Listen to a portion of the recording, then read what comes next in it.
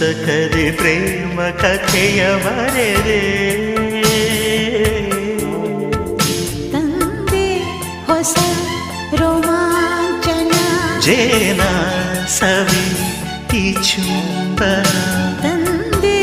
ಹೊಸ ರೋಮಾಂಚನ ಜೇನ ಸವಿ ಈ ಚುಂಬನ